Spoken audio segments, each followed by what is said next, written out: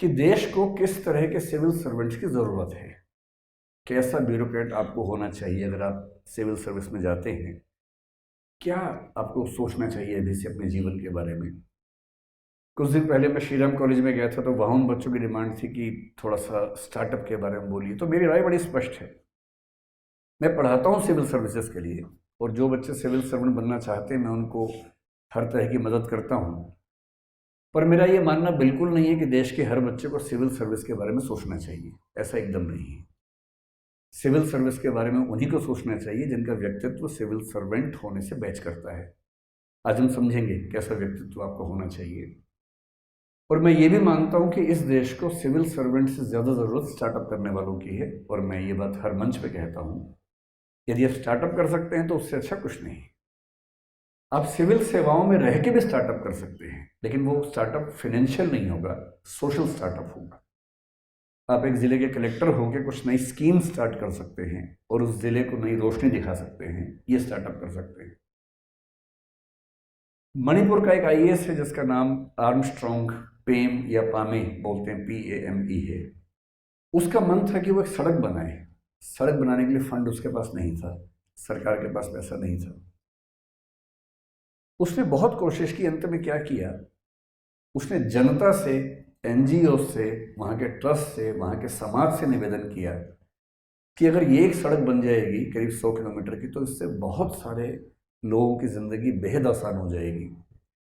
क्योंकि वो बहुत ईमानदार अधिकारी था, क्योंकि लोगों पर उस पर अगाध विश्वास था, लोगों ने आगे बढ़कर उसकी मदद की, और 100 किलोमीटर की सड़क बिना सरकार की सहायता के एक IAS अधिकारी ने बनवा दी। तो हम क्यों माने कि स्टार्टअप केवल बिजनेस की दुनिया में ही होता है। आप कोई नया उद्यम, नया प्रयास सिविल सेवक होके भी कर सकते हैं, कलेक्टर होके भी कर सकते हैं। एक डॉक्टर हैं, डॉक्टर समित शर्मा, राजस्थान काडर के IAS ऑफिसर हैं। वो डॉक्टर थे, उनको लगता था कि देश का आम आदमी बहुत महंगी दवाइयाँ नहीं संभाल सकता, नहीं खरीद सकता, और बहुत सारे लोग सिर्फ इसलिए मर जाते हैं कि महंगी दवाइयाँ नहीं खरीद सकते। देश के हर व्यक्ति को सस्ती दवाई क्यों ना मिले। और जब उन्होंने इस मुहिम को अपने हाथ में लिया, तो जेनरिक मेडिसिन के नाम से एक पूरी मुहिम चलाई, जिस मुहिम को बाद में सत्यमेव जयते आमिर खान के प्रोग्राम में दिखाया गया। और वो काफ़ी सफल रहे कि जो दवाई 1 रुपए की मिल सकती है, वो दवाई किसी ब्रांड का नाम आने से क्यों 15 रुपए की या 100 रुपए की मिले। और उन्होंने IAS की नौकरी में होते हुए एक स्टार्टअप किया। ऐसा स्टार्टअप तो हम भी कर सकते हैं, कोई भी कर सकता है। इसलिए आप IAS अगर बनना चाह रहे हैं, सिविल सर्वेंट बनना चाह रहे हैं, या IPS बनना चाह रहे हैं, जो भी, सबसे पहले स्पष्ट होना चाहिए कि दरअसल आप क्यों ऐसा चाहते हैं, और क्या देश को सच में इसकी ज़रूरत है। आपके चाहने में और देश के चाहने में एक समानांतरता का भाव है, समन्वय का भाव है, या विरोध का भाव है। ब्यूरोक्रेसी क्या होती है, अगर यहां से बात शुरू करें। बहुत आश्चर्य की बात है कि ब्यूरोक्रेसी का संबंध केवल सिविल सेवाओं से नहीं होता है। ब्यूरोक्रेसी हर जगह होती है।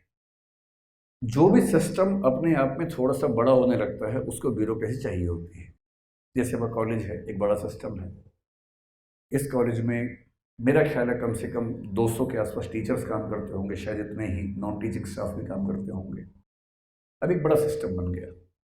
इस बड़े सिस्टम को चलाने के लिए आपको कुछ ना कुछ तय करना पड़ेगा कि कौन क्या काम करेगा, किसके पास क्या अधिकार होंगे, कौन से नियम हैं, कौन से रेगुलेशन है, किन के तहत काम होगा।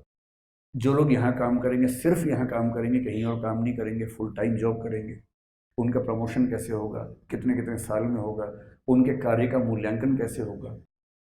किसी भी सिस्टम को चलाने के लिए जैसे ही आप ये सब सिस्टम्स खड़े करते हैं, इसी को ब्यूरोक्रेसी या नौकरशाही, या एक आप कह सकते हैं कि सिविल सर्विस सिस्टम सरकारी नौकरी के मामले में, नहीं तो ब्यूरोक्रेसी का सिस्टम कह सकते हैं कि होता है। कॉलेज ही क्यों, आपकी सोसाइटी निष्ठा। मैं यहाँ पर आया तो मैंने आते ही देखा कि बहुत सारे बच्चे सामने बैठे हैं, और 7-8 बच्चे सफ़ेद कमीज और काली पैंट पहन के यहाँ खड़े हुए हैं। ये अलग से यूनिफॉर्म क्यों चाहिए होती है? इसलिए कि दूर से देख के पता लगे कि एक अधिकारी है। इस कार्यक्रम को अंजाम तक ले जाने के लिए जो लोग जिम्मेदार हैं, जिनके पास अधिकार भी हैं, शक्तियाँ भी हैं, उनकी एक स्पेसिफिक यूनिफॉर्म है ताकि जब वो किसी बच्चे से कुछ कहें तो उस अधिकार का सम्मान करते हुए उस बात को मान लिया जाए।